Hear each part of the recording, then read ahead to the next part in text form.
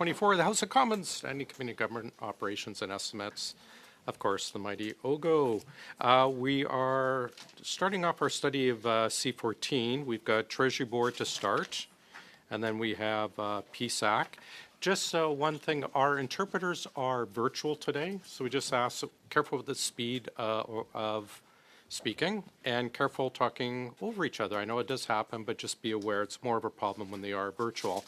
And then I'm going to take about 5 minutes at the end just to go over our schedule, just around the C15 study. That's going to take us to, third week of February. We'll start off. I understand you have a 5-minute opening statement. Please go ahead. Thank you, Mr. Chair, and thanks, members of the committee. We appreciate the opportunity to speak with you today about regulatory sandboxes and the proposed amendments in Bill C-15. Regulatory sandboxes are a well-established tool used by governments around the world to evaluate emerging technologies and innovative practices in a safe, controlled manner. They permit regulators to temporarily exempt a specific organization from narrowly defined provisions of legislation or regulation so that a new product, service, or process can be tested under supervision. These exemptions are time-limited, apply only to parts of the rules that impede testing, and must protect public health, public safety, and the environment. The purpose of regulatory sandboxes is straightforward. They help regulators gather the evidence needed to determine whether existing regulatory frameworks should be updated to safely and responsibly allow innovative products into the Canadian marketplace. As technologies evolve quickly, sandboxes give regulators a structured way to assess risks, understand impacts, and determine what permanent regulatory changes may be appropriate. The authority already exists within the federal system, with several ministers already having exemption authorities for the purpose of regulatory sandboxes. For example, the Minister of Transport may issue exemptions to regulation and legislation under the Canada Transportation Act to support innovation, provided it is in the public interest and the health and safety of Canadians are protected. The amendments in Bill C-15 simply extend a similar limited authority to all ministers, subject to clear guardrails. Mr. Chair, I would also like to address some misconceptions in the public domain about these amendments. Bill C-15 would not allow ministers to exempt any person or business from any federal law for broad policy purposes. There are strict limitations to the exemption authority, restricting its use to testing a product, service, process, or regulatory approach in a controlled setting for a limited amount of time. Exemptions could only be made to the specific provisions that prevent the regulator from running the test. Exempting entire sectors of an industry or fast-tracking entire major projects is not within its scope. The legislation includes explicit transparency and accountability requirements, which will allow for continued oversight and prevent executive overreach. Ministers must publish exemption orders and an explanation of the decision-making process while protecting confidential business information as required by law. Furthermore, the President of the Treasury Board must table an annual report in Parliament listing all exemption orders issued in the previous fiscal year, the rationale for each, and the ministers responsible. This oversight mechanism ensures Parliament is informed and able to scrutinize the use of these authorities. Ministers could not use these provisions to exempt themselves or others from obligations under statutes such as the Conflict of Interest Act. The authority applies only to laws within a minister's portfolio and only for the purpose of testing and innovation under regulatory supervision. As with any ministerial decision, exemption orders remain subject to judicial review. Sandbox testing is not intended to bypass important protections and lead to regulatory changes that compromise safety or environmental standards. The legislation requires that exemptions be in the public interest, that the benefits outweigh the risks, and that implementation plans ensure the protection of health, safety, and the environment.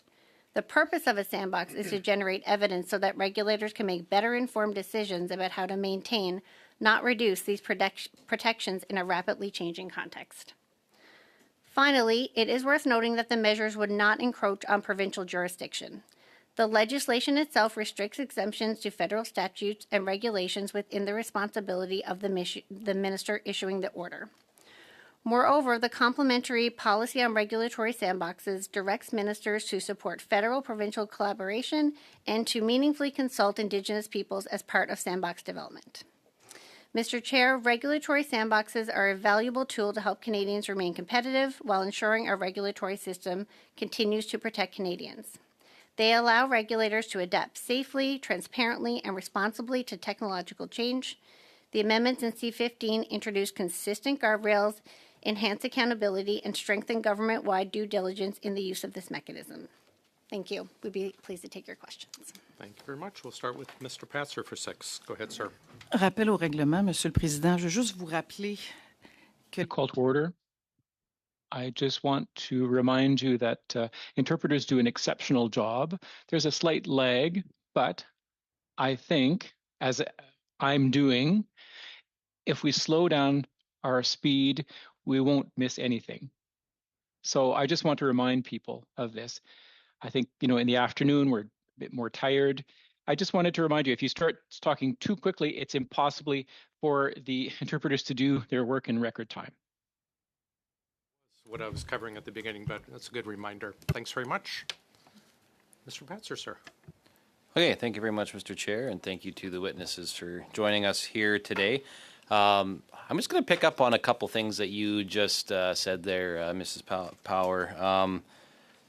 Did you say that they are going to report once a year on how often they are used? Could you just elaborate on the reporting bit there? Of course. So it's required that once a year, the president of the Treasury Board would have to produce a report. It would actually come to this committee.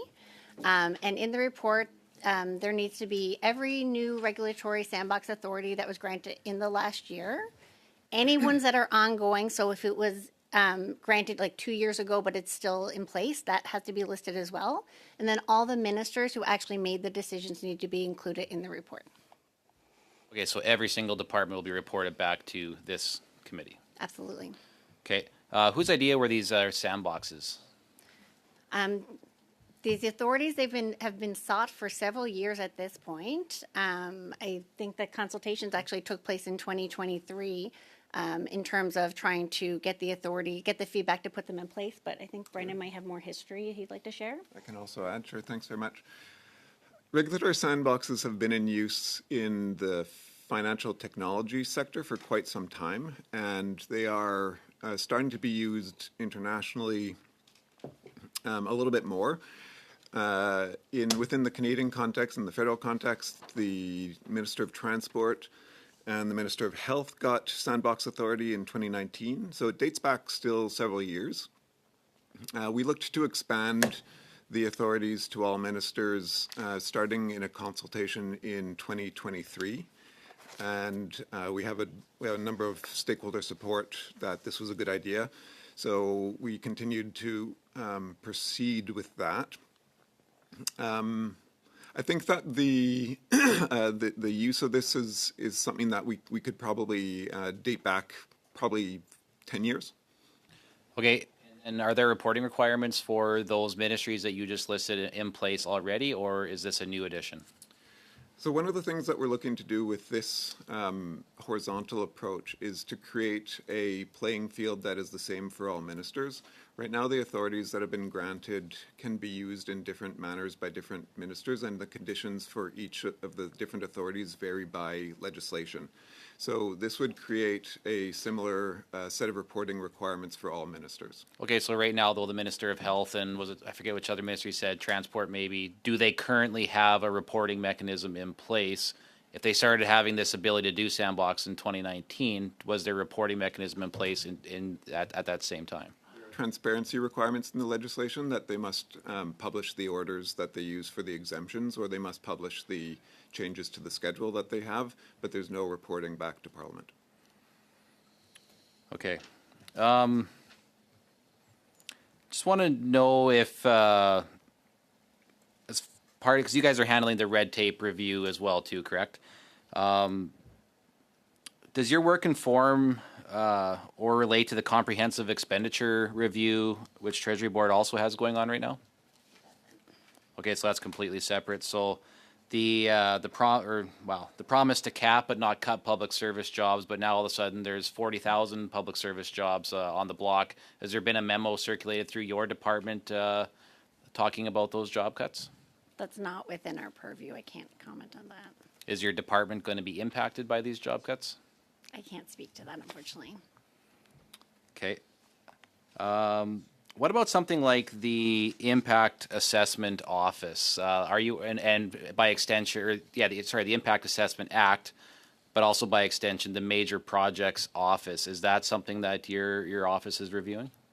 No, it's not. It's like we would have conversations with the major project office around the red tape reviews because one of the horizontal reviews touches on some of their work, but they're a totally separate office from ours. Okay, because as an office, I mean, obviously they put Major Project Office in place because there is too much red tape and barriers for getting projects done in Canada, so they're trying to supersede that. So does your work inform that a little bit at all, or how, or what, is there any kind of, maybe if you could have a little bit more on what that relationship looks like?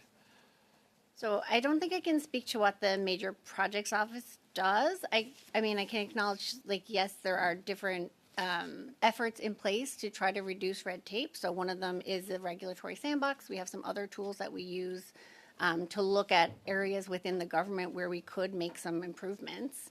But I can't speak to the work that they're actually undertaking.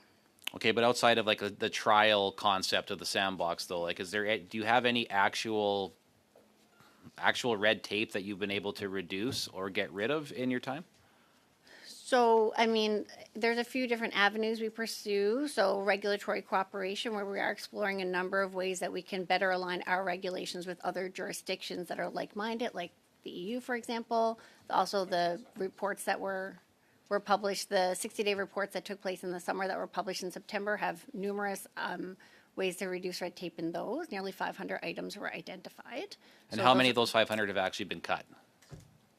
have actually been cut? Sorry, I'm not sure. Like pieces, like figuratively speaking, the red tape. Oh. Like there's 500 items. How many of those have been removed? Like how many barriers have been eliminated? So the reports were just published in September, and though it's going to be a public reporting on progress in the spring.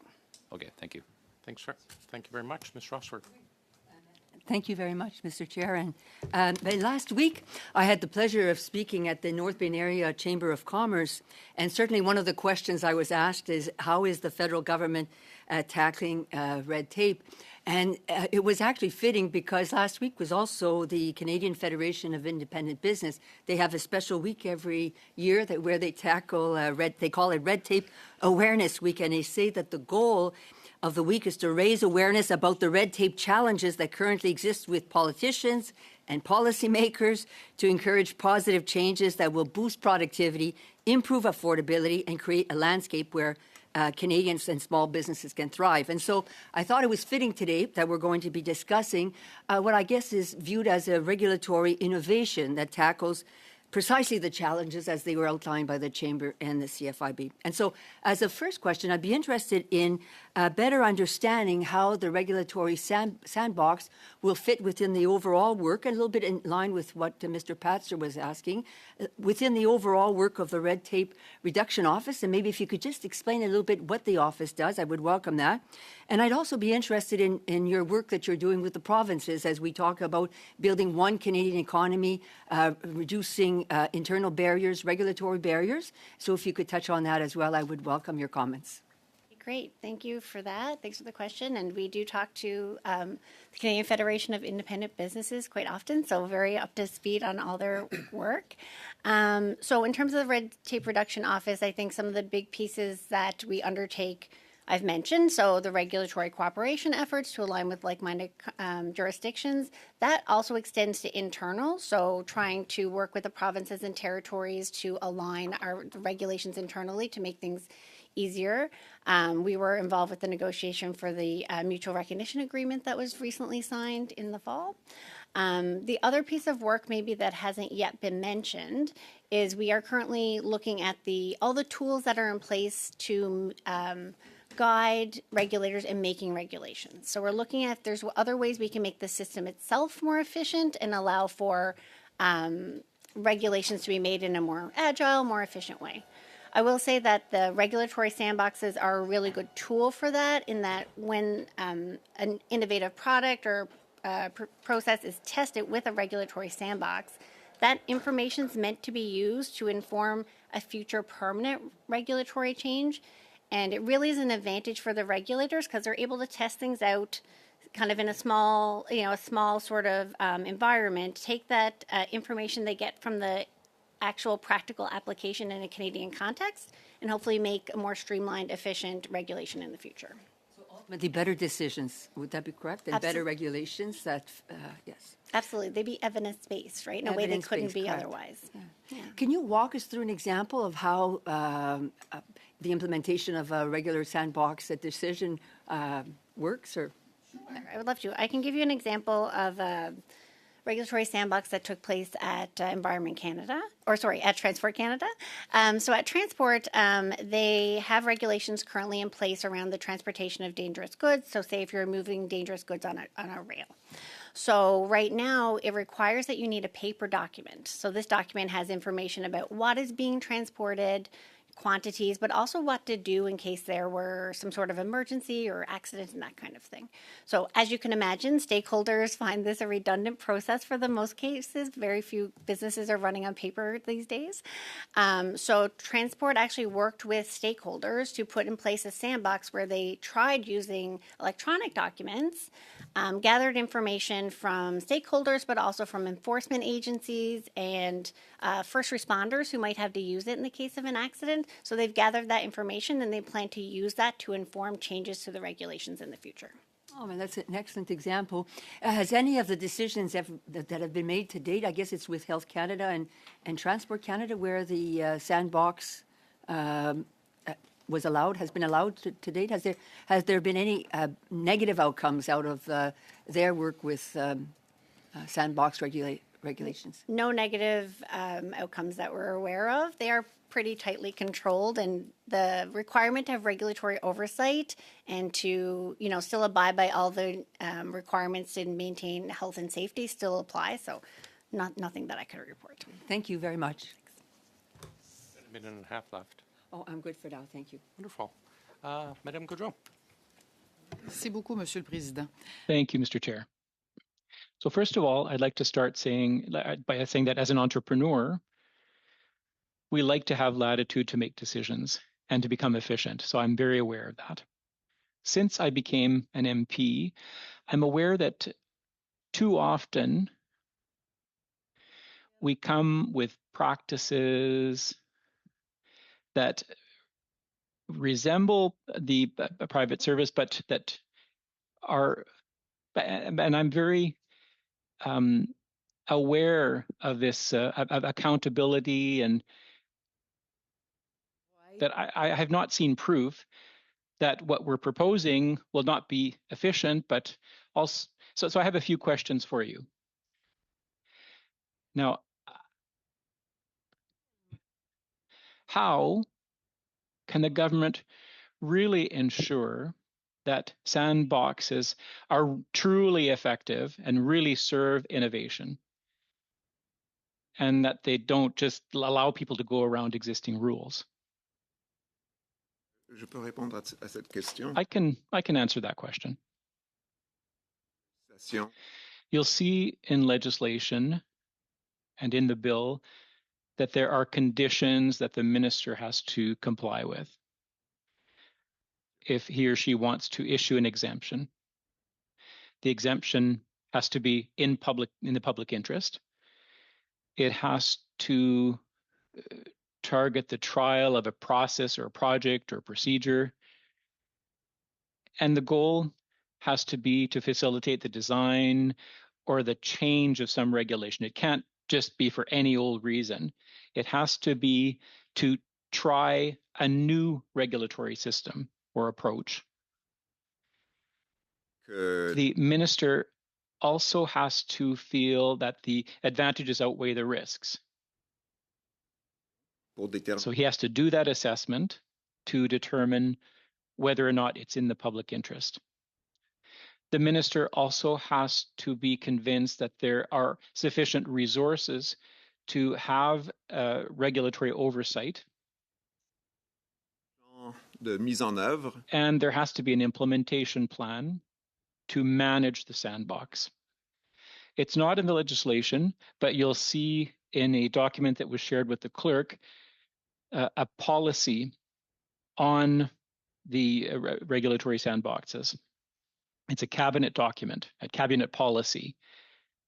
And there are all other types of there are many other regulations that people have to use when in the implementation. So consultation with the stakeholders, for example, with the First Nations.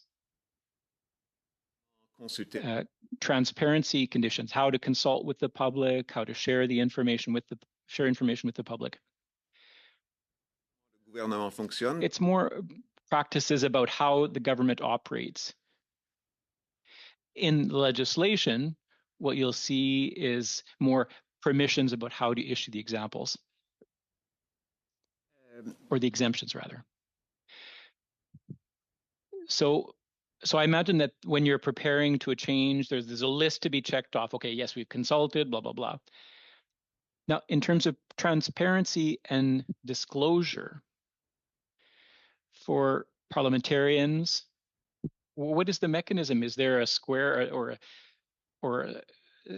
that says that, as a member, I'll be aware? I'm very worried about the potential abuses here. Thank you for the question. In the policy, we're asking regulators to do consultation in advance. There's a mechanism called Forward Regulatory Plan, and I apologize for using English, the FRP. It's a plan that's published on an annual basis with, what the regulatory changes will be for the next 2 years. And regulators are supposed to include the sandboxes in those plans, which are shared with the public. Every time an exemption is used by a minister,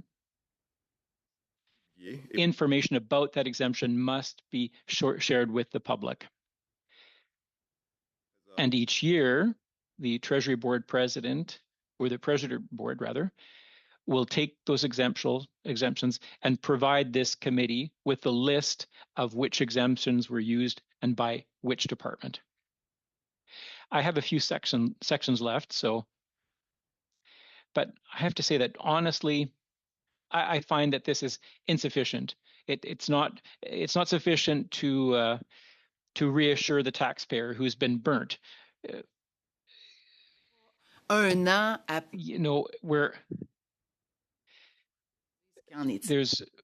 insufficient measures being taken here. But I hope that with the expertise that you have, that you'll be able to standardize things that, it's easy to kind of push things into the sandbox, but okay, that's all I have to say.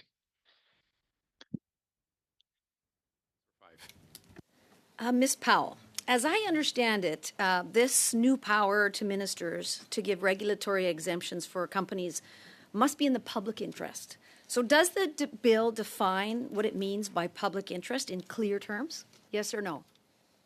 It's not defined. So who's going to decide what is in the public interest? It's a commonly used term within this type of legislation, and the legislation is still...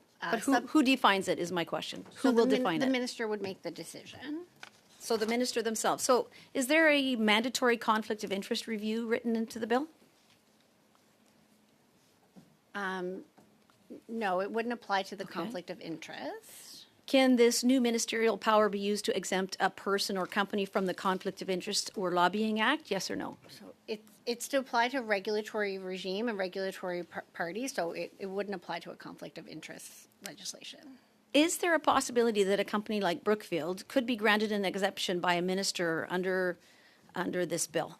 So yes or no? Any of the regulations the decisions are all government led, so it's still the minister and the government making the decision to grant the authority, not a business. So but they will decide whether or not they can give an exemption under this. That's their public. They can decide what's in the public interest. Within the guardrails that are there, yes, the minister has the authority to make the exemptions. Can a minister grant an exemption based then solely on their opinion of what's in the public interest, just like we saw during the S&C Lavalin? There are so many guardrails in place that it couldn't be based on opinion. It would have to be based on meeting all of the safeguards that we have in place that Brennan just mentioned. Okay, which guardrails are we talking about? So there's a number of requirements. So the minister has to determine that the benefit outweighs the risk. that is in the public interest. It would protect public health, safety, and the environment. They can only be used with the intent to make a regulatory change in the future. And yet yeah. that's very, that's basically the reason why S&C Lavalin happened, is because someone decided it was in the public interest, which it clearly was not. How about, can Parliament veto an exemption once it's granted, yes or no? So everything would come to this committee in the annual report, and then this committee would have the opportunity to review all the decisions that were But made. will we have an exemption? I'm sorry, will we have a veto once that exemption is granted? It's designed like any piece of legislation to be subject to judicial review. But yes or no, do we get a veto? Once it's done, it's done. We won't be able to, it doesn't matter. We can only look at the information, that's it. Well, like any piece of legislation, there's parliamentary oversight to its usage. So this committee is one of the ways that oversight would be provided. But no veto? It's not set up exactly in that way, no. Okay. So I guess the challenge that we have as parliamentarians is how do we decide what's in the public interest, especially that it's not defined in the bill? Why isn't it defined in the bill? Why wouldn't they have made it very clear what is in the public interest? So public interest is a term that's used quite commonly in other pieces of legislation, and it's not defined in that legislation either. So it was a drafting decision that this would not be the place to actually define public interest. Would it make sense that, on behalf of Canadians, public interest would actually be defined so that we're not going to have any overreach on behalf of ministers who can make their own decisions as to what's in the public interest? I can't comment on that. It's not defined in other pieces of legislation either. Okay, well, I don't know if any of my colleagues have any other questions, but that's shocking to me, actually. Does anybody? I have one more minute. Does anybody want to take that minute, Mr. Patzer? Sure. About the 1 year reporting requirements, is that standard across other developed nations that use sandboxes? Is a 1 year reporting, is that standardized across similar nations? So different countries have different regimes. For example, in Japan, they have a blanket sandbox regime that cabinet gets to decide, and there's no reporting requirements at all. So the reporting requirements that we put into this piece of legislation is actually a fair bit more transparent than what you have in other countries that have similar types of sandbox legislation. Is there anybody that has a shorter reporting window, like say 6 months or quarterly? Not that I'm aware of. Maybe if I could. Yep. And maybe just to add to that, sorry, my mic wasn't on. In addition to that annual report, I failed to add this earlier. Anytime a new decision is actually made by a minister, they are also required to make that public. And they're required, like, as soon as feasibly possible, they need to make their decision public. They need to provide information about how the decision was made, what the decision was, and then also make public the information on how stakeholders can give feedback on the decision. So there's like that interim, more immediate part that happens minister by minister, and then there's the overall 1 year report that will come to this committee that's done by the President of the Treasury. Thanks very much. Ms. Khalid, please. Thank you very much, Mr. Chair, and thank you to the witnesses for appearing here today on an issue that is very important. You know, in my 10 years as a member of Parliament, I often get asked, why is government so slow? Why are we not innovative enough to address the issues of our time? Artificial intelligence being one of the examples of our day. How do you think that these sandbox provisions, the regulatory framework, helps in the government being more innovative, being more responsive in a timely manner to the problems of our day that Canadians expect us to tackle? Thank you for the question. So I do think sandboxes help in a couple of ways. So traditionally, to make a regulatory change, it can be quite lengthy process. So 18 to 24 months is is average. As I mentioned earlier, we are working to look at the system itself, but in the meantime, we're trying to find these other avenues where we can make improvements. So regulatory sandboxes do make it easier to get an innovative technology or process testing in the Canadian market in a more temporary, time-restricted way. So it's a faster authority to give, but also it's often scoped in to just test it out and collect data, and then that information will be used in the future to make the permanent change in a much more effective way because you have that real-time data to make it. Thank you. And you said that you have done consultations with stakeholders. Can you describe what the results of those consultations have been? Of course. So, yeah, as mentioned, they happened in 2023. For the most part, stakeholders were quite positive and excited about this potential as a way to be more innovative, agile, get things to the market more quickly. There were a couple of concerns raised around, for example, transparency, the ability to maintain regulatory oversight during the sandbox. So some of those concerns actually informed the guardrails and the policies that were put in place in response. So they really helped ensure that any of those concerns had mitigating measures up front. Thank you. And just talking about the limits on the duration, we're talking about efficiency and effectiveness of these sandbox projects. How does a regulatory framework or a sandbox project get managed with time? Like how does the scope of a project established? How is the length of a project established? How do we know that we have enough data and when to stop it and to move on to the next phase? So it's currently a 3-year maximum for the regulatory sandbox, and that was really designed to be a bit of a middle ground to give sectors, especially some sectors are quite complicated, to get a sandbox in place, to get a data collection method in place, and actually give enough time to test something without it kind of going too long. It's really designed to not to be really prescriptive because, as you can imagine, the realities of different sectors are quite different. And then there's a maximum 3-year extension available, and that's really intended to allow a transition. So, for example, if a regulator ran a sandbox for 3 years, they decided that this is definitely just how they want to do things, and they extend it so they can make it permanently, for example, without having a regulator have to go back to the old way, come back to the new way again. We're trying to avoid any additional burden on industry as we do these. Thank you. And lastly, I'll ask, is there any exemptions to what gets tabled in the House by the Minister, by the President of the Treasury Board, in terms of which regulatory sandboxes were used or anything, say national interest or anything like that? When we're talking about transparency, how transparent is this process to Parliament? So all regulatory sandboxes must be included in that annual report. If there were details that might be like a sensitive business proprietary information, those pieces might have to be removed, but all regulatory sandboxes will be included in the annual report. Thank you. I appreciate that. Thanks, Chair. We will go to Madame Gaudreau now, please. Merci beaucoup, Monsieur le Président. Thank you, Mr. Chair. Let's come back to the definition of certain parts of this. First of all,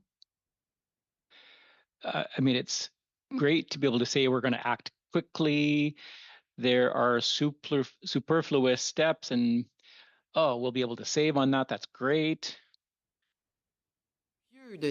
Okay, but it's hopeful thinking to think that we're going to be able to make huge changes, or huge improvements. So public interest, there's no specific definition. You can read what you want into that term. So what public are we talking about? How much? How many people? How are you going to define that? How are you going to define that something is really, truly in the public interest? Well, it'll depend. It's up to the minister to define what is in the public interest. But you also have to take into consideration that there are the other conditions that the minister has to. I just want to be sure of something. So in question period, we were talking about the high-speed trains. So they were talking about public consultation. Well, public interest. So you can say that the public was consulted, and so some people could say, well, yes, the public was consulted. So if I understand correctly, you could say the minister can say, yes, we did this, we did consulted them, and we can check off all the other boxes. And well, in any case, there will be an annual report, but then the damage will already have been done. And so, and we know that sometimes in life, when you create something temporary, it ends up becoming permanent. So how, as a citizen, can I be convinced that this is a good idea? What happens with an exemption is this. An exemption can be for 3 years, for example, and it can be extended up to 6 years if necessary. Without the exemption, the original regime would come into force. So the minister can obtain an exemption if all those conditions were met, if it's in the public interest, if it's for to try a product or a service, if there are sufficient resources. Okay, well then the 3 years. So I mean that there could be another election. There's lots of things happening here. All right, how can we reassure people? And at the same time, and I don't know how you're going to do this, how you're going to go about, having red flags. We're always looking at things after things happen. Intérêt public. We're seeing here that public interest is not clear and conflicts of interest. Well, of course, if you've made a couple of $1 million in a couple of years, you might have to pay a minimum fine, but there's no oversight here. I can't get over it. How are you going to do this to be able to, so that you can sleep at night knowing that there is a lot of latitude in the decisions? And this might be valid, but we're using public money here. With each exemption, the minister has to publish the reasons for the decision, and he or she also has to publish contact information so that stakeholders that may have questions or might be involved or who may want to participate in the sandbox could contact the minister or the department to get information or who could make an application to participate. So with the exemption, there is a way for the public to be involved. Mr. Chair, I would like my name to be written so that I systematically receive all the reports and that I'm at the table to see what's happening. And we're talking about billions of dollars in public funds. Thank you. Thank you, Chair, and thank you to the witnesses for coming. I too share the same concerns as Madame Goudreau has pointed out. There are some significant challenges with oversight here. So seems like the sandbox idea is another term for we don't like this regulation and we want to work outside of it. Would that be a fair statement? That they don't like the regulations? No, they're actually designed specifically to only exempt from very specific regulations or pieces of legislation that prevent the test. And the test has to be in place in order to inform a future regulatory change. So, but this is what I don't get. You have a regulation for 3 to 6 years that you could exempt somebody. Why have the regulation in the first place then? Why not get rid of it? It's often, unfortunately, the reality is the system is quite complicated at this point. Yes, I agree. Right? It's too complicated. Right. So this is one way to figure out how we can safely simplify, I'm sorry, right? New excuse me innovations. a moment. I've got a point of order. Mr. Biddle? I guess just moving back to your original point of not to speak over each other. I know we're really excited about regulatory reform here. I appreciate your concern, but yes. The clerk and I will keep an eye on that with the interpreters, but I appreciate that. Go ahead. Time starting again. Sorry. So I've totally lost my train of thought. I will be honest. Oh, yes, the problem. Too many regulations. Yes. Okay. Sorry, I'm back. So federal system does have 3,000 regulations. This is a way to kind of more efficiently figure out how new innovations, new processes could be used to actually reduce that red tape. So it's not to get around it. It is to work to effectively improve the system.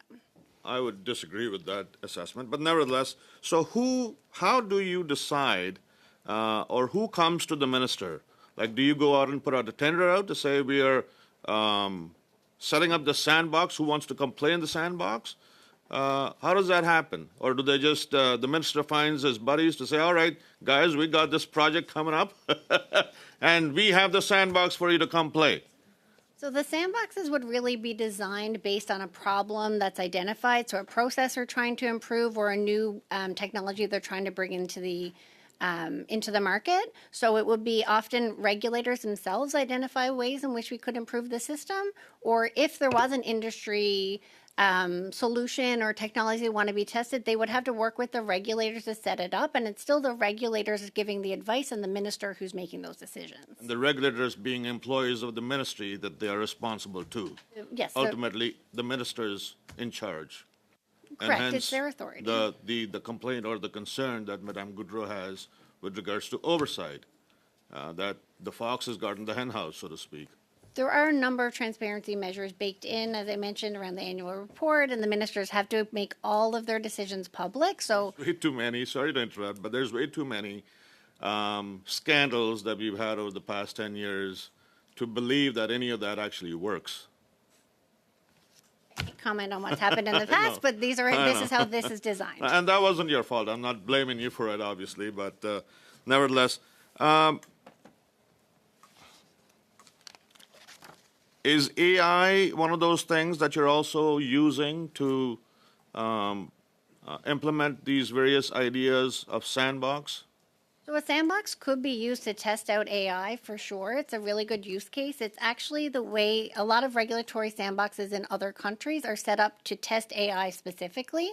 So that's a very good option if we wanted to use it and try it in a small sort of controlled way and see if it would be a good idea to use that AI in a broader way in the country. So will that have an impact on the number of regulators you have, for example, in, say, Ministry X? Speak to what might happen in the future. I can just tell you what it's designed to do right now. Because currently our government is trying to reduce the number of workers they have in the federal government, and that's the question I had, to say how is that going to have a projected impact? You must have some ideas to say this is what we're trying to do. I can't speak in terms of numbers of impacts in the future. And as we've said, there have been some regulatory sandboxes, but few ministers have these authorities now, so it hasn't been a widespread authority. Thank you, Chair. And are you consulting with unions that are involved in various ministries? Mm-hmm. Do they have a say in this, in the sandbox? So any ministry, the minister and their department are still required to undertake consultations of any impacted groups when they do these exemptions. So it will be to them to determine their interaction with the union. So it's entirely up to each ministry to decide if they want to consult with the unions or not. We give guidance. We encourage, collaboration with jurisdictions who are impacted, other stakeholders, Indigenous peoples, but they have to decide what's best in situations. Thanks. We'll finish up with Ms. Rochford, please. We thank you very much, Mr. Chair. Do I have 5 minutes again, Mr. Chair? I do, okay. So maybe to put it in layman terms for me, how I understand it, and you can confirm if I understand it right. And so basically, to a certain extent, a regulatory sandbox is to ensure that once a regulation comes out, it fits. It doesn't need to be modified. It doesn't need to go back to the drawing table and be redone. Or it doesn't take 6 years, as you pointed out. It can be done faster. And then all the stakeholders, basically, as part of this process, from what I understand, you identify the various stakeholders that are impacted, that are concerned, and you bring them to the table. They all participate. It's not a checkbox. They actually work together at developing a regulation that basically people will agree on and will fit the Canadian or Canada, in other words. Would that be, in layman terms, a good description of what is a regulatory sandbox? I think it's a very fair description. I will say you're right about the working with the stakeholders. There are many ways in which this allows for more of that data collection and conversation before the permanent regulation. And the regulators really have quite close relationships with the partners and the stakeholders within their sector, so they can manage that very well and use those relationships to get effective information. Oui. I'd also Thank you. I'd also just again like to underline that a lot of these best practices that you're talking about are codified in the policy on regulatory sandboxes that the regulators will have to follow. So all of these consultations, for example, this type of analysis that we would want regulators to see to undertake is all part of this policy. So it is there, and they would be required to follow that. But coming back as well, there was a good question. Madame Jansen, I appreciate the question about in the public interest. And so for me, as I was listening to that excellent question, I was reflecting on that maybe it depends on the situation, on the context, on the regulation. I guess in the public interest would not necessarily be all the same based on whatever it is that we're examining or studying. Would that also be a fair conclusion? I think that's fair. I mean, we did obviously the legal experts who are doing the drafting provided their expertise on what the best wording would be. But the reality is that the different sectors who might use this. So agriculture is going to be very different than transport versus bringing a new medication to the market under Health Canada, right? So they're very different realities. So the legislation did have to be crafted to ensure those realities were taken into account and. Really not to create additional barriers or red tape to using it because we were too prescriptive with how it was written. We read a lot about Canada's productivity. They compare us to the United States and how sometimes we're slow as a country to bring innovation and forward. And so, in a certain sense, I view this framework as providing Canada with an ability to move a bit faster. Would that also be a fair statement? Absolutely. It definitely provides an easier way to get innovative products and processes to market faster, get them tested, get that permanent regulation made. And, it's not the right tool for every situation. We have multiple tools in the toolbox, but this is one really good tool that we could use. Also, I was surprised. I mean, I mentioned that innovative, it's innovation within the government to some extent, but it is becoming increasingly a practice, as I mentioned, in the United States, across the world. I was surprised to find regulatory frameworks in other jurisdictions. You talked about Japan, United Kingdom, and the list can go on in private industry, in Canada's financial sector, and there's all kinds of examples out there. Would that be also a fair statement? Absolutely. There's quite a few international examples. Some countries apply them in quite broad, like we're doing. So all sectors could take advantage and use these authorities. So France, Germany, the UK, Mauritius all have these sort of broad authorities. And then there's a number of countries who've specifically targeted AI with their use. So something like the EU, which has 27 member states, Brazil, Colombia, lots of countries really are taking advantage of this approach. I would say that as we come around this table, my sense is that we're all in favor of Canada moving faster. I can't see anyone not being in favor of that. But I can certainly appreciate some of the concerns. One of the here that I have that I'd like to ask is, okay. Really quick, but just the issue of can a minister supersede interest requirement, for example? So first of all, a minister can only grant an authority to the legislation and regulations that are under their own portfolio. And then second of all, for the conflict of interest, for example, that would be the president of the Treasury Board, and an exemption under that authority wouldn't fit within the guardrails that are baked into the legislation. So as I mentioned, to make a future regulatory change, all the pieces that are required to make a regulatory sandbox, not just a broad exemption, they wouldn't meet those criteria. So you could not make an exemption under the Conflict of Interest Act. Merci. Thanks very much. We are going to suspend in a couple seconds to bring in our new witnesses. Before you go, I just have a couple of questions, if you don't mind. The exemption under public interest, will the justification of the public interest or the evidence behind granting it be published as well as part of the other publications you've stated will come or be public every year? On the month. Okay, go ahead. Yeah, I can. Sure. So whenever a minister makes a decision to grant... I'm sorry, we're really short of time. It's a really straightforward question. Will the justification... They would have to justify the rationale for their decision-making. Will it be published with the other reports, though? The minister responsible for the exemption would be the one to publish the decision for the Is rationale. it required to be published, the justification for public interest? Yes. Perfect. Publicly, yes. As part of the exemption order, yes. Thanks. How many people are in the new red tape office, please?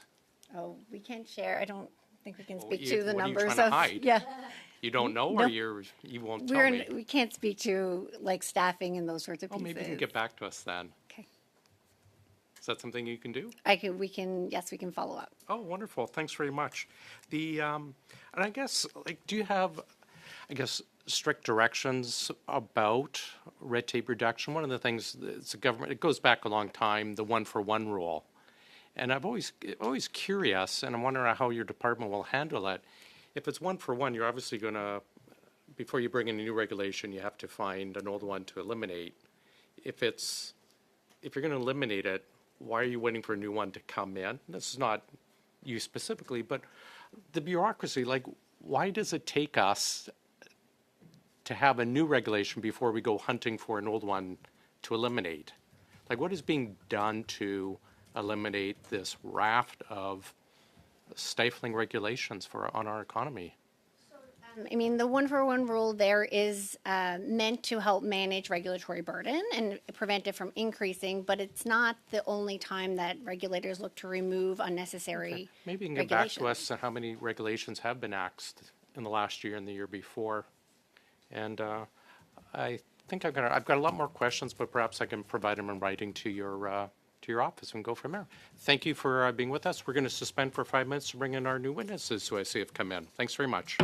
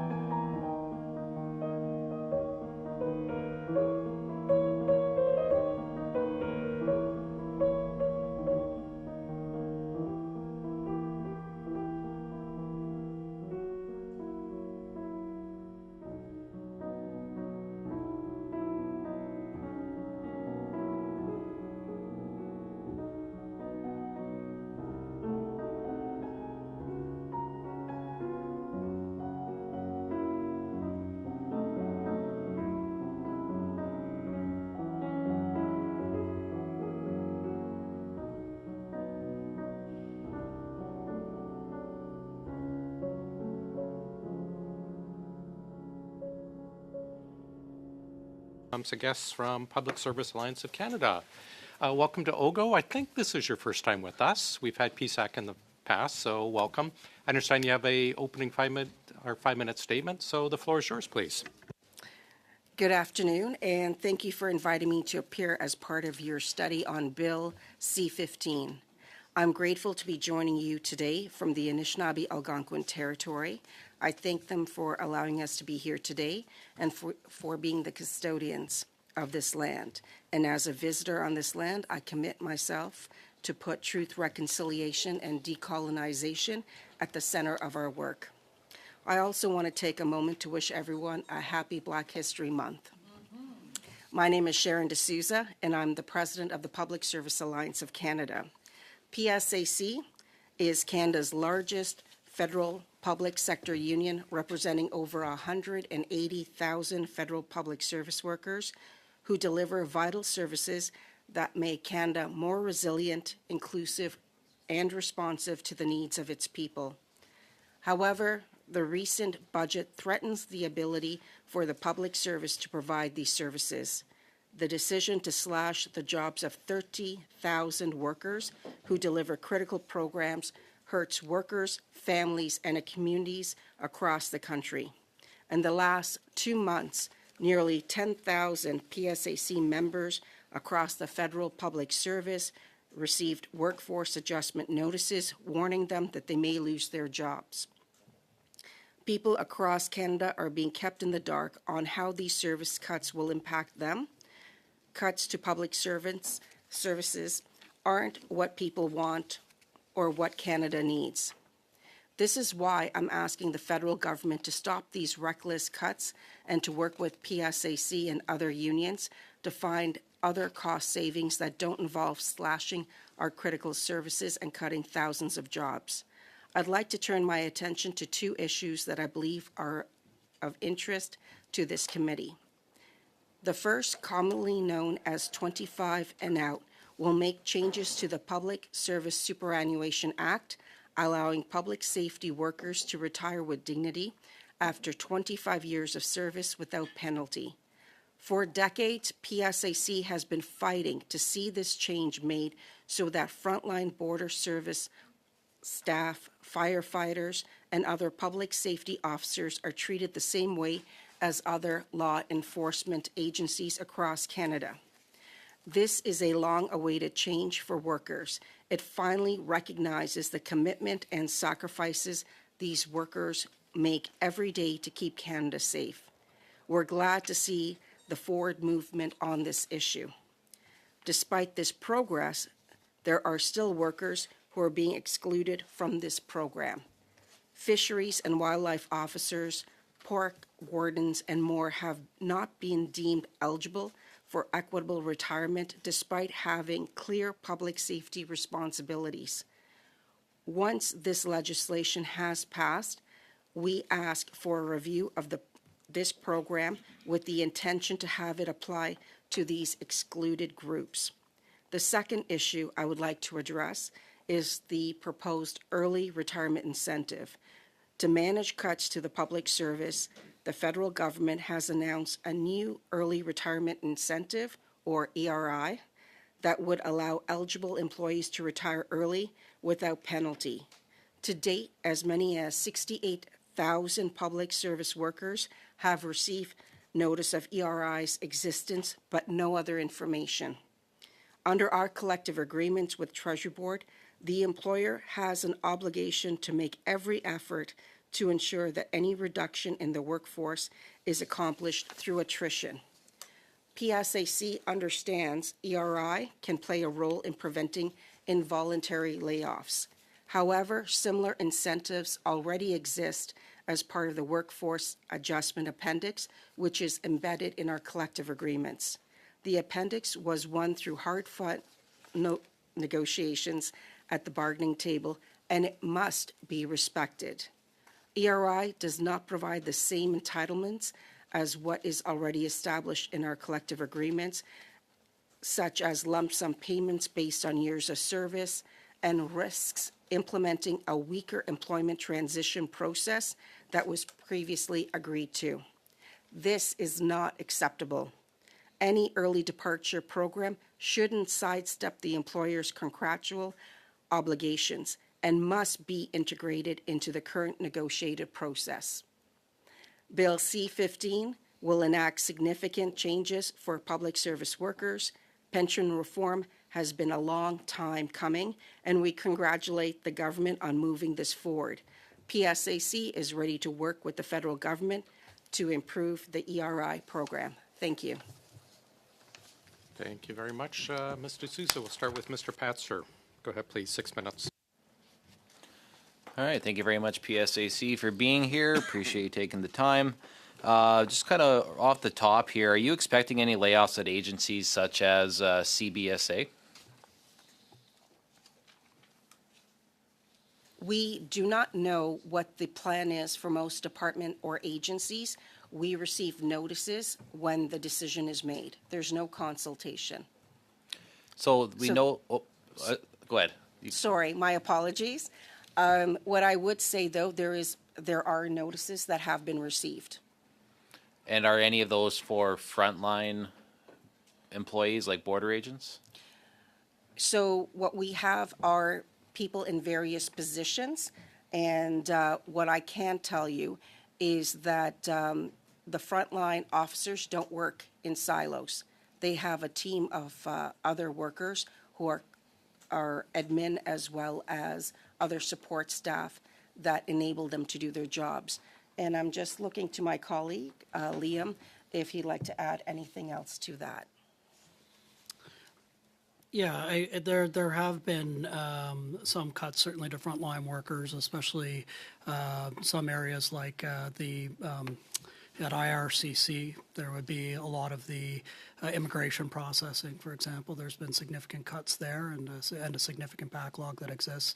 It is possible that we'll see further cuts at places like CBSA and even Department of National Defense. But I think on net, they will grow, but it is possible that we will see cuts at the same time as places are expanding. And I've heard some reports even that there are, some positions being cut in areas where they're also engaging terms in the same kind of employment facility. So there's a number of different things happening at the same time. Thank you. Okay, so I mean, 1,000 new CBSA personnel or employees is the promise from the government.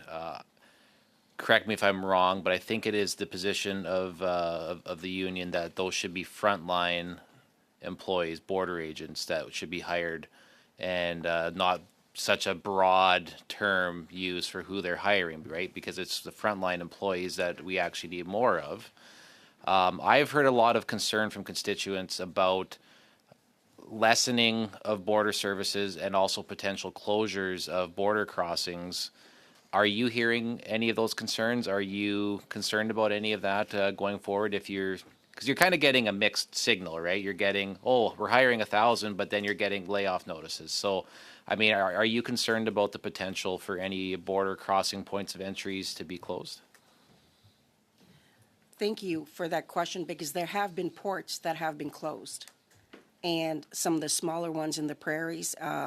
And I can tell you that has impact on communities where now, for instance, I'll just say rural Saskatchewan, where people are trying to get their goods across the border, have to detour and go further in order to cross the border. And I can also say that frontline workers, yes, there is a dire need. There hasn't been staffing up. We're talking about going back to Stephen Harper's time, right? So there is a dire need. But there's also a competition for those same officers, because RCMP is recruiting as well. And you're talking about the Department of National Defense. And so where do these recruits come from? They're from the same category of people. It takes a lot more for them to go through OGGO, which is the training program. And if there's one piece that they do not pass, guess what? They're kicked out of the program. So there's a recruitment and retention issue, and there's a small group that you can actually pull from. And keep in mind, your provincial and municipal police services also recruit from the same group. And it can't be done in isolation. As I mentioned, you need the support workers to assist them as well. Is there any concern, and we just in the previous hour, we heard about the sandbox provisions for regulations to be potentially changed or repealed depending on the outcome of the sandbox time. Are you concerned at all about technologies or applications coming into force that would actually cause the replacement of a person working at a border crossing in favor of a piece of technology? So, if somebody wanted to, we know there's the Chinook digital system, but are you concerned about there being any changes coming that would allow somebody to not physically be present, but that someone could just roll up, scan an app, and then come into Canada? Are you concerned about that? I think if this government is really, really talking about security, you cannot depend on any kind of program or AI. You have to have a border service officer. The training that they have is invaluable, and I can tell you that AI won't detect things that a human being will. And so my concern is we've already started when we saw those machines come into the airports and being scanned. We already lessened our security. 10 seconds. 10 seconds. If you have anything else you want to say? I don't. Good questions. Thank you. That's good. Thanks. Ms. Rochford, please. We thank you very much, and thank you. Hello, nice to meet you. What has been your experience to date with the special benefit? I guess it was only available to Correctional Services Canada employees that worked in federal correctional facilities. Would that be correct? That is correct. And a similar provision is provided through provincial and municipal police services and firefighters. Good to know. Thank you for sharing that. Is that a benefit that I don't know? To what year does it date? Do you know? I can't comment on that. I'm looking to my colleague Liam. Sorry. Well, I'm just interested in knowing if it's a benefit that you advocated for or a pro. I'm not sure if we define it as a benefit or yes. So the provision 25 and out, that has been there. It's a long-standing provision to recognize the situation in which frontline workers are put into, the stress, the mental health impact, and the exposure to carcinogens. For instance, and I'll just speak to our firefighters. And if you look at a lot of the retired firefighters, by the time you reach the age of 65 or 35 years of service the impact of the mental health as well as the exposure to these toxins have in fact shortened their life expectancy. And a lot of them I'm aware of have developed cancer or have passed away within a very short period of time. The early retirement, was that something you had negotiated for Correctional Services Canada years ago? That was many, many years ago. I'll turn it over to Liam to talk a little bit more. It's around, I believe it was around 26 years ago that PSAC would have negotiated it for basically everybody who works in corrections offices and parole offices across the country. And and we've been advocating for almost ever since then for a number of other occupations for it to be expanded to, because the Income Tax Act was initially amended to allow that expansion across jurisdictions, and it named firefighters and other public safety occupations. So we've been trying to get the federal government to play catch up ever since. And so this is a direction that you support. You understand the rationale, and you're able to defend it. And so as moving forward with the implementation, are you comfortable then with communicating and engaging with your members in discussing the various early retirement options or workforce adjustment programs that are available to them? So if you're referring to, I just need clarification, are you referring to 25 and out or the early retirement incentive? 25 and out. 25 and out, without a doubt. I can tell you our members want pension reform and have been lobbying hard for it. I don't think there's one MP who hasn't heard from us in regards to this. I think it's long overdue, and I will tell you it will help with the recruitment and retention. So good news for your organization and for all the members. Yes. Thank you. I'm good with that. Thank you so much. No, merci beaucoup, Monsieur le Président. Thank you, Mr. Chair. So Je vais vous partager quelque chose. I'm going to share something with you. Je suis ravie. I'm very concerned. Now, I'm very happy that after 25 years, you've been able to achieve something, but I'm trying to make a connection that's positive Des effectifs. with a workforce reduction and improvements, because this is, we're not, in terms of maintaining our services, what we're doing is not efficient. Now, I've been an MP for a long time, and things have been getting worse over the last few years. Some days I feel like a Service Canada outlet, and let's not even talk about the pandemic. Sometimes I feel like I'm the Canada Revenue Agency, and sometimes I'm Veterans Affairs. Possible. So how is it possible? Now, we understand that, that we can have tools to help us, we can help, to become more quickly, or to work more quickly and more efficiently. But, we're talking about 30,000 people, 30,000 public servants.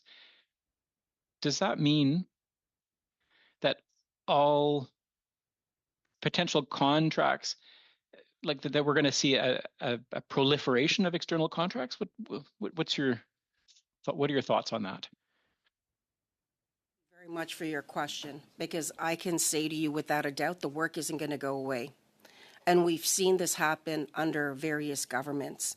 And what has resulted is longer wait times, issues where people are not getting the services they need, and then a Band-Aid solution is created. So they hire a bunch of terms, casuals, to bridge that service. And we end up in the same place. Cutting right across the top does not work. What you need to do is look at each and every single program and what do you need for it to be successful. We saw this recently at Canada Revenue Agency when they got rid of a whole bunch of terms who worked in call centers and then indeterminates. The result was a 4% service. 4%. This is the agency that brings the money into the country. There's a problem when cuts are happening just across the board, and there's no coordination. They're done by the deputy heads. That is my concern right now, because what will end up happening, there's multitude of notices going out. People don't have information. They're expected to compete for jobs, but what are the jobs that they're doing? We won't find out until after the fact when the dust settles, and that's not a good way to manage. Je tiens à vous informer, Monsieur le Président. Mr. Chair, I want to let you know that, I haven't talked about the immigration files, but with the House of Commons, we got the authorization. There are 10 of us, because we weren't able to deal anymore with the immigration files. Just even understanding the process was difficult. So there are 10 of us using our very limited budget, but we got somebody. We were able to get somebody to get access. So, there are huge delays, and that's something that's never been seen before, Mr. Chair. Now let me end by saying what type of consultation should be done, who should be consulted, not only in terms of the radical changes that are being made to the workforce, but sandboxes. No, it's okay. Who cares if there's a conflict of interest, even if there's, and then the questions about public interest. Should you be consulted? Have you been consulted? That's my question. There has been no consultation with any of the unions. I would say you'd want to consult with the workers doing the job first to find out what their day-to-day is, but also to consult with your stakeholders, because there's community that have investment in the decision-making. We talk about IRCC and the cuts that are there. And I can tell you is that right now we're looking at about 3,600 cuts to immigration. and more is on its way. And the numbers have increased. And so the question is, this is just one department. I'll talk about Canada Food Inspection Agency. They're getting rid of 20%. They weren't staffed up under the Prime Minister Harper's time. There was a reduction. Nothing has happened. These are the people that take care of our food safety, right? Research centers, 3 of them will be closed in Guelph, Lacombe, and Quebec City. There is something wrong here in how this is being managed. And I can also say to you, is just looking at Health Canada and the cuts that are currently happening to the Regulatory Operation and Enforcement Branch. Perfect. Thank you very much. Merci, Monsieur le Président. Mrs. Jansen, please. Thank you. This bill, as I understand it, expands early retirement options to government workers, including frontline roles like border service officers and correctional officers. Now, this is at a time when Canadians are, for example, asking for stronger borders and safer communities. I wonder if I can ask Mr. McCarthy, do you believe that these incentives will lead to experienced frontline personnel leaving early and reducing our operational capacity? Yeah, that's one of the challenges with the way the early retirement incentive appears to be rolled out. It's not clear what the scope is. About 68,000 people received letters telling them that they might be eligible. So we don't know what that means. It would make more sense if it was the same universe as those areas that were being cut, so that it would mitigate a little bit, against some of those challenges. But I can tell you that, there continues to be quality problems in terms of CBSA. It takes you a fair amount of time of training at OGGO to be fully trained, but instead they give a significant amount of duties to student workers at the Montreal, Toronto, and Vancouver airports. Then they only got a couple weeks training, so that's a real concern about the level of quality there. And the government also could be doing more to ensure in those areas where they have said they're going to invest. They're not doing a very good job, I would suggest at this point, doing everything they can to retain employees who are being in areas that are being cut, to be able to move those in, to be able to those other areas where they're looking to expand, because there's significant opportunities to be able to retain a lot of talent there, and people are security cleared. That takes a long time, and so making sure that you, especially Department of National Defense, is going to be a real challenge that way. So they're not doing all the things they could to make sure that there's sort of a seamless transfer with such a large employer, that they can make a seamless transfer to make sure that that talent is retained. So just on that same line of questioning, we keep hearing that we're going to hire another 1,000 CBSA officers because of the crackdown on smuggling. I live on the border, and so I'm kind of stumped. Like, we're going to hire 1,000, but we're going to lay off 68. Like, how does that work? Sorry, when you say 68 letters have been, is that just CBSA, or that's over everybody? 68,000. Those are people who are actively in the early retirement. Those are people who are actively part of the superannuation plan, who could potentially retire early based on the provisions of the early retirement incentive.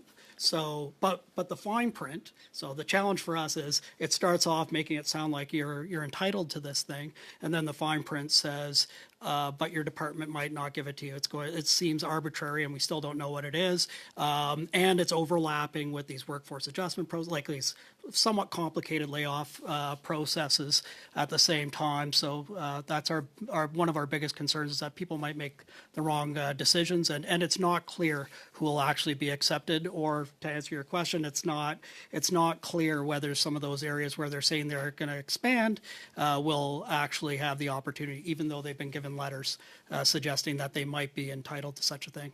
Okay, so you've maybe already answered this question, but I'm still going to ask it.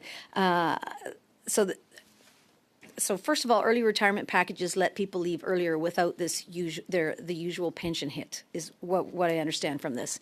But that money doesn't come out of thin air. It comes from the public pension pot, which is funded by taxpayers and future workers. Do you have an estimated cost for these early retirement packages? Has anybody mentioned anything?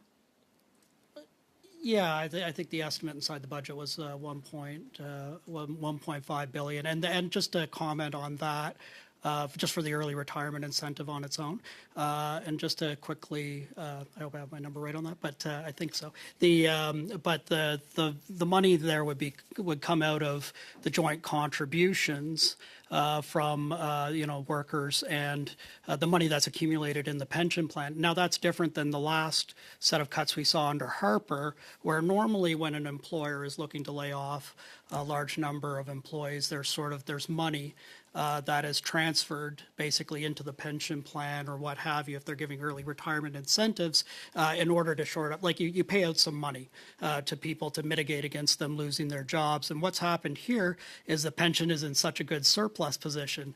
What the government has decided to do is to sort of raid that surplus to pay for it, as opposed to the Harper government, which would have kicked in, I think it was about $3 billion in the last. I'm sorry, in we're the last past our series of cuts. time. Sorry. We can go over to Miss Khalid, please, for 5.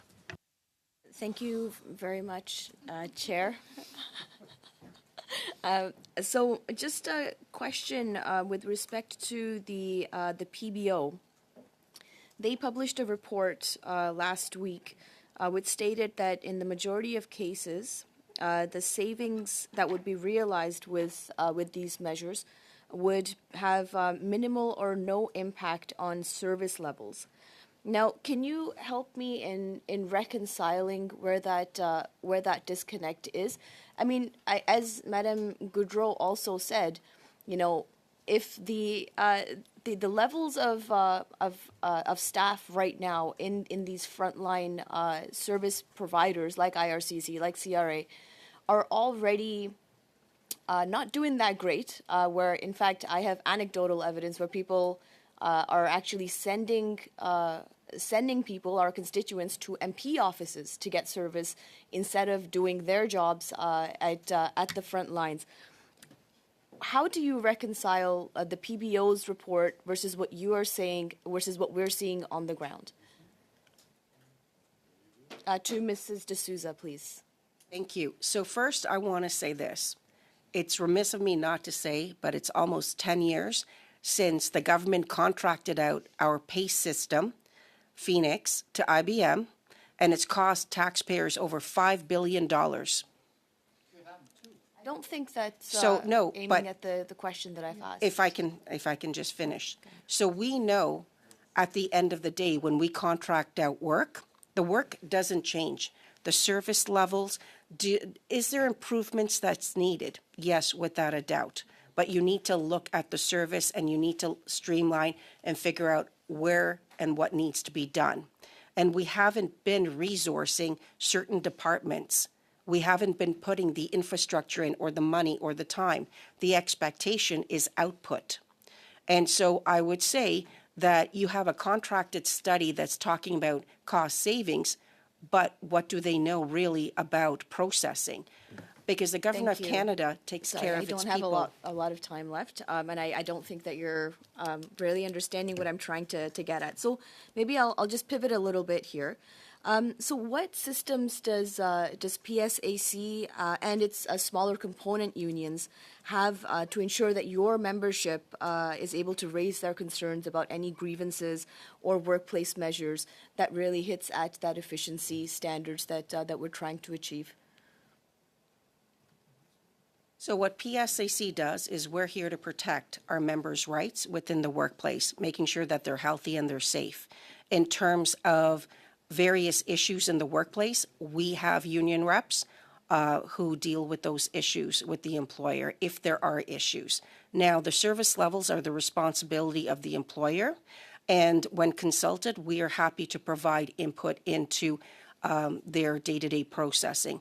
But the union's not there to do the work of the employer. You don't proactively work with your membership to make sure that they're provided the proper resources from their employer, or how? I'm trying to understand what the recourse steps are let's say I'm a member of your union. How much fees would I pay, by the way, on a monthly basis? That would depend on your classification and where you Can work. you give us like a ballpark figure from? We have members that would pay a minimum of 40 or higher up. It's difficult to say. Right. But to Okay. answer your question, what I would say is this. First of all, it's our role to make sure that you have what you need to do your job effectively and safely in the workplace. So how, my So- question is, how do you do that? Like, what kind of mechanisms do you have in place to proactively be saying, you know what, there may be an issue here. What are we going to do to help support the public service? I just want to know what role you play. Like, is there like an executive committee that sits? Is there like a complaint body that takes in active complaints from memberships? Like, help me understand how that works and what role you play in making sure that the public service is well represented and that their grievances are dealt with. So when there's issues in the workplace, we have what's known as Union Management Consultation Committee meetings. So if there's a problem with the onboarding of as a group of people, because it would be groups that are trained, if there's issues, we may provide notification that there's problems in certain areas. Now, the ultimate responsibility is the employer. It's their responsibility to make sure it happens. We advocate and we enter into informal communication with the employer if it's required. Right, understood. And I really want to focus on the We're public past time. service member. Do you have a quick question, or? No, it's a long one. You know what? I'll send it in writing. Oh, perfect. Thank you. Or perhaps Ms. Rochefort can do it. Madame Gaudreau, please. Merci beaucoup, Monsieur le Président. Thank you, Mr. Chair. I wrote down, national defense. When we're talking about a seamless transfer and getting ready for, in veterans, there's a lot of talk about increase in defense. Not all our veterans have what they need, in terms of service times. So it's really frightening. All right. So what I understand here is this. So a minister or government, for them, we're just people that elect them. So the deputy minister or ministers is, and what I understand is that we need information so that we tell the newcomers, okay, this is how it operates, this is how things should be. I think people often think that the department or the minister, well, it's actually the deputy minister. So I'm wondering this. So not only the minister in question did not consult you, but did the deputy minister in each department, or has the deputy minister in each department, who gets to make decisions, and they have legitimate decision-making possibility, but were you consulted? There were no consultation that was done with the union. What we did proactively is provide a document on how to do cost savings within the federal public service and look at alternative ways that the government can do it. On va manquer de temps, mais je veux juste. Okay, we're going to run out of time, but I would like to ask you if we could get the data that you have in your possession. I know that there are lots of things that you could give us.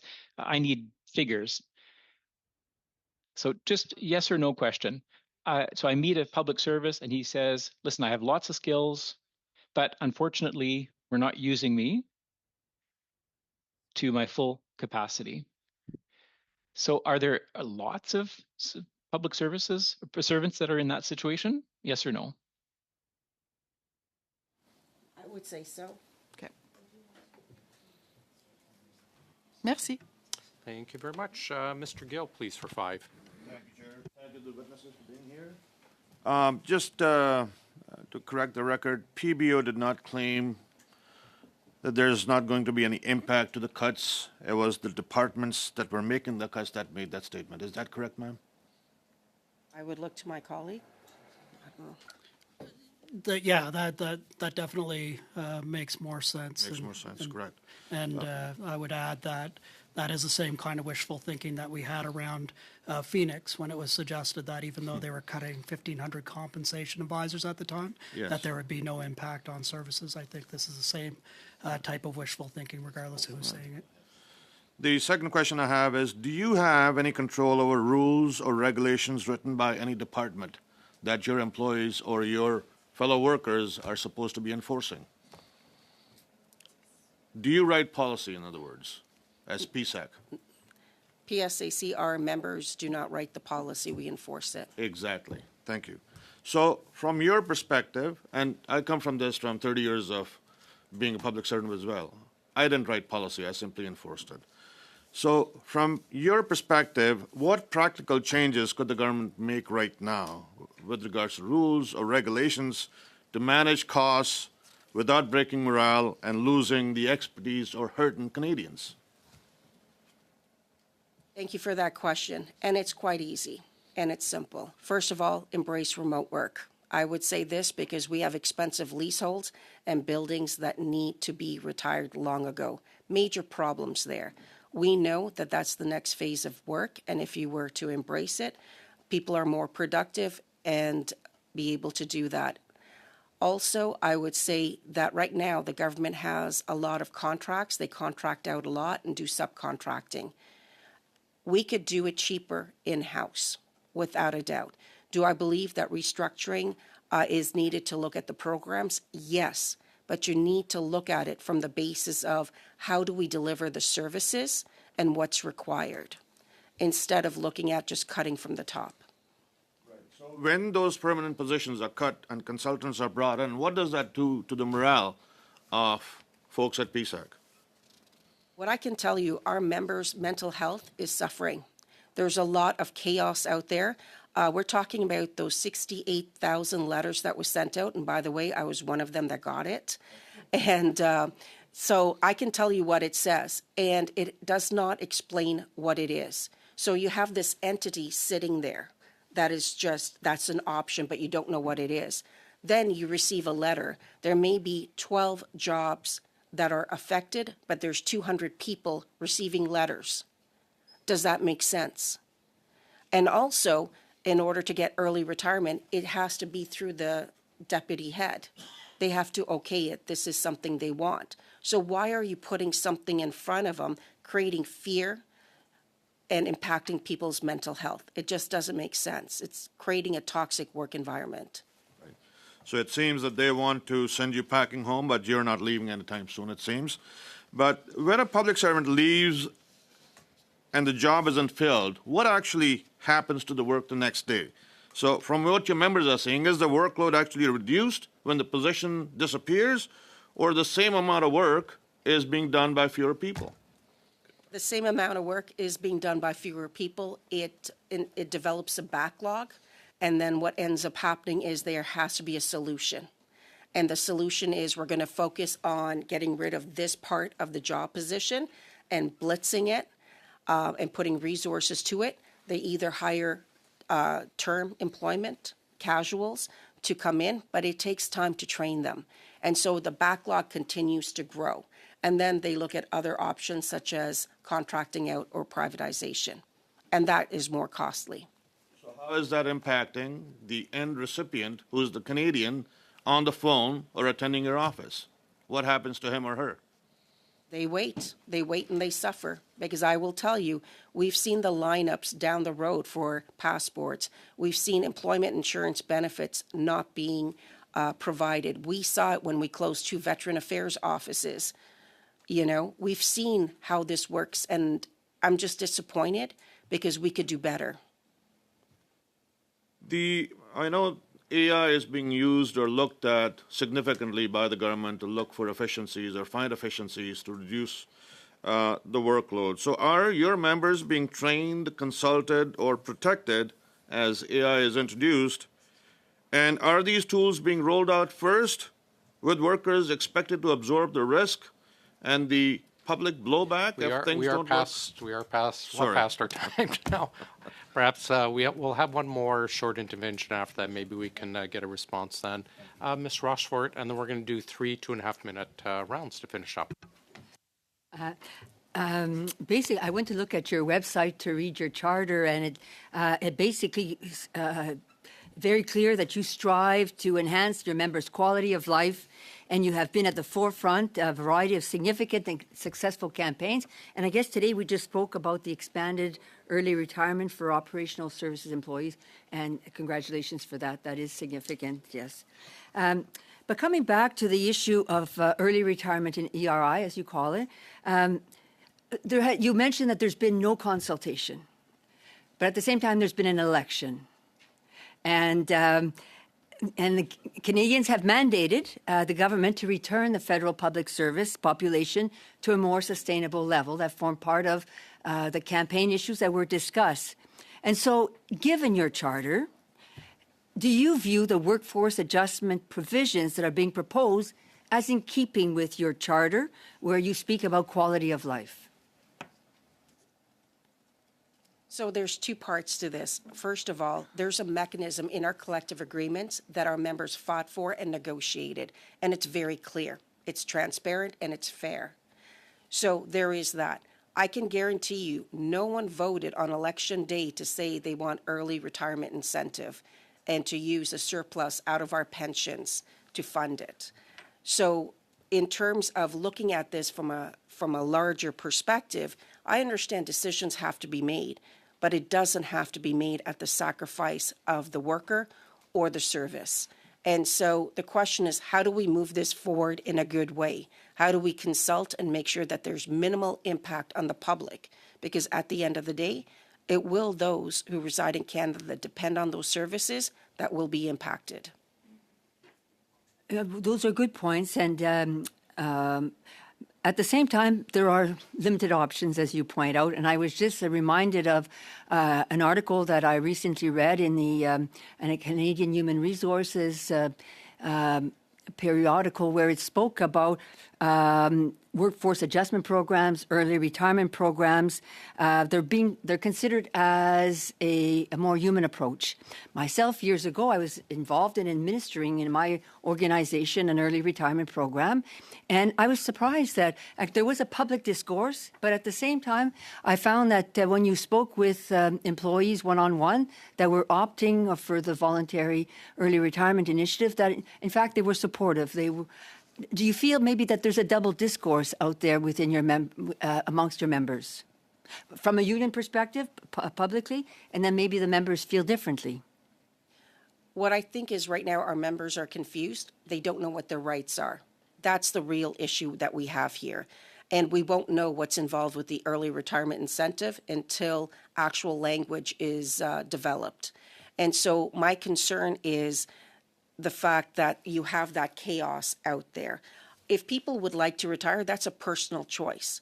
But the real focus has to be on what is the work that is being left behind and what is the service that's not being delivered. At some point, you will have a role to play in communicating with your members. Are you organizing yourselves to be in that position to support and equip your members with the necessary information? Without a doubt. I can tell you, we've developed an animated video. That's a member of the union, I think. We have an animated video that actually explains workforce adjustment and the rights of our members. We've had telephone town halls. We have trained every single one of our activists to be able to have those conversations. We have a whole portion of our website. We have national and regional town halls. We have done everything in our power to make sure our members know their rights prior to making a decision. They're informed, in other words. The rights, but they're being informed, and you're doing a good job of doing that. And you. Thank you. Many members eligible for early retirement may hold senior or specialized positions, and so just interested in what risks do you see to service delivery or institutional knowledge, and what measures would you expect the federal government to take to put in place to ensure that those risks are managed responsibly? About 25 seconds answer, please. Well, at the end of the day, it's the deputy heads who have control in terms of who will receive an early retirement incentive, a notification. So at the end of the day, it's really the deputy heads who are responsible for managing that risk. 12% of the targeted early retirements are senior executive positions, right? I believe, yeah. Thank you. That's right. Thanks. We'll go to back to Mr. Gill for 2.5, then Ms. Khalid for 2.5, and finish with Madame Gaudreau for 2.5. My apologies to Ms. Rochford for jumping in. Been a union member for 30 years, so I couldn't help it. C'est bon. Back to the original AI question, Mr. Souza. Your members are being trained, is that fair? Are they being consulted and protected as this AI is being rolled out? And are they tools being rolled out first and then there's look at any efficiencies, or if things don't work out, who's taking the blame if there is blame to be assigned? Or are your folks getting the blowback, the public-facing people? Thank you for your question. Artificial intelligence, depending on the department, there is various tools that have been introduced. And I'm all in favor of making our members' jobs easier, but the tools cannot replace the person, and that's our perspective. What I can tell you in terms of consultation, we have been notified as to what some of those tools are. In some cases, departments have in fact just introduced them. Are they co-developed? Is there feedback? It depends department by department and agency by agency. If you had to guess, let's say a percentage, what would you say is the amount of consultation that's happening or not happening? Oh boy, that's a tough. Like I said, it depends on the department and agency. Percentage-wise, I couldn't give you one because it varies so much. There's some that are very consultative, others who aren't, and that's problematic, right? So who has been most consultative and who has been the least? Oh boy. What I will tell you, and I'll use Phoenix as an example, we attended meetings and we told them that there's problems with the Phoenix program. And we were in meetings for years. They kept delivering presentations. We provided feedback with the issues. They launched it in 2016. We still told them that there was problems. They went and they got rid of the backup data, which means we had no system to go back to. So, like I said, it depends on the department and agency. That would be probably the worst of them all. And you said that cost us $5 billion? $5 billion plus, because we're not finished yet. Thank you. I'll give the rest of my time to Mr. Pence. Ms. Khalid. That was very generous of you, sir. So just to continue a little bit, now, despite there being real disagreements, as you've outlined, between public service, your office, and government, do you think that there are areas where the government and PSAC are aligned to better provide support to your members and to the public service as well? Without a doubt, I can tell you that we have been presenting different ideas and providing feedback.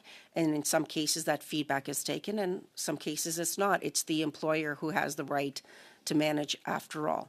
So what we would like to do is work together for the betterment, not just of our members, but for all who reside in Canada, because that's the ultimate client, right?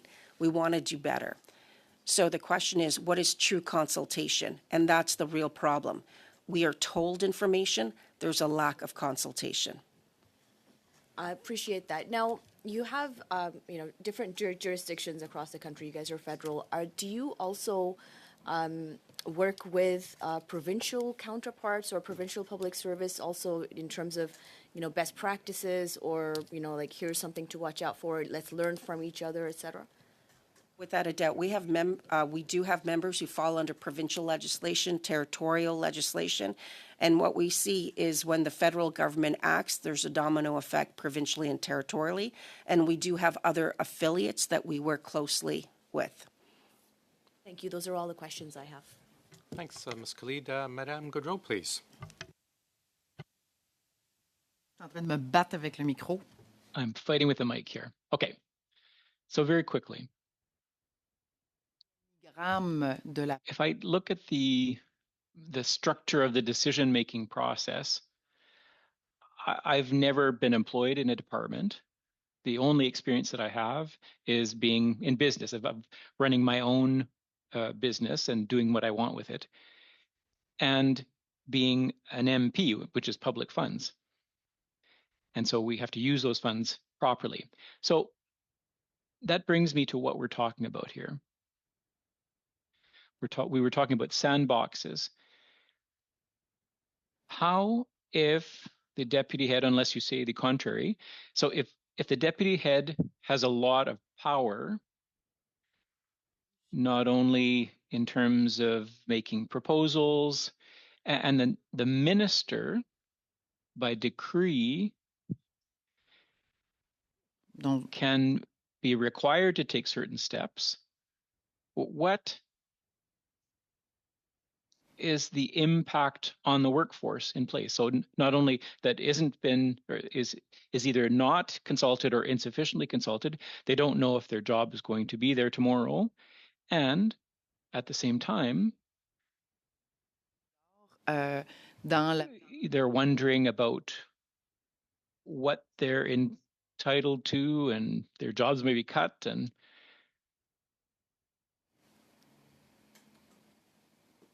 So we know from working in the federal public service, we know that there is a political vision, a political priority that's done. And that transitions down through the various, ministers and then to the department heads, without a doubt. But over the last little while, we've decentralized the decision-making. And so that means departments and agencies are often working in silos. There is no consultation that's happening across the board. And what makes it difficult is that, and I'll use the departments and agencies having more autonomy. And then there isn't that safety guard using the national. For instance, the Treasury Board Secretariat and the Public Service Commission should have oversight over the departments. In the past, we were able to do this type of consultation by dealing with Treasury Board, and they would be able to look at the full public service as a whole and the impact to it, and would be able to say, okay, there's a vision here. Now you don't have that. Merci beaucoup, Monsieur le Président. Thank you very much. Before I excuse you, do you mind if I ask a couple quick questions? The 68,000 letters that were sent out that you've mentioned about the early retirement, was that a requirement of your collective agreement, or is that a policy decision? We're going to blanket it out. That was a policy decision. Okay. I think you mentioned 40,000 jobs. Do you know a breakdown between contract, indeterminate, and how many are expected to be through attrition? So it's 30,000 jobs over the next 3 years. 10,000 already happened in 2024. They first looked at the term employment, and then they looked at indeterminate. Now, in terms of the future, the next 3 years, we're not given that visionary piece. All we're given is 48 hours notice of when to expect notices that will go out to our members. Okay. Well, thank you very much. I appreciate the responses. You are excused. You're welcome to hang around for 5 minutes while we talk our upcoming schedule, but I assume you've got better things to do. But thank you for being with us today. Colleagues, just very quickly before we excuse ourselves, Thursday we have the Info Commissioner. The last half hour or so, we're going to go in camera for discussion on how we wish to proceed with all the information we get from our C15 study, how we want it presented to FINA. So we will just discuss that among ourselves informally in camera. The February 10th, first hour, we've got the President of the Treasury Board on this issue. And then Mr. Guzman is back with us with Minister or Secretary of State Fuhr for that delayed study. Thursday the 12th, we're back C15 today. First hour, we're going to be Minister Lightbound and his officials. 24th, we will wrap up the C15 study with the President of Canada Post.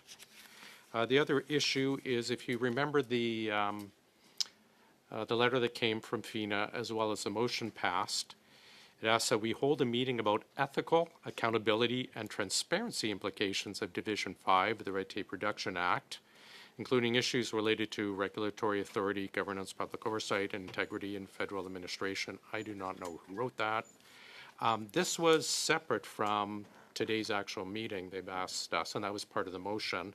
So I'm going to suggest that we do it the second hour of February 12th, and that for this study that each party put forward one witness they would like on this 1 hour. So clear? Excellent.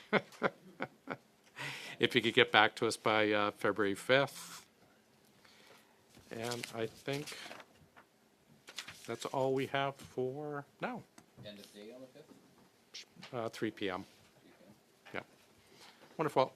If you wish, we can resend the letter that explains that.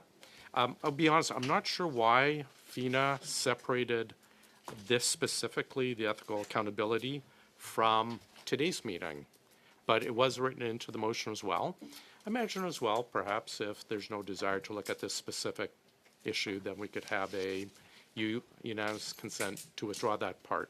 But it was in the motion that was passed and presented by, I think, Ms. Rochford. But we can look at that next week. Thanks, everyone. Appreciate it, and we'll get everyone out 6 minutes early. Thanks very much. We're adjourned. Thank you, sir.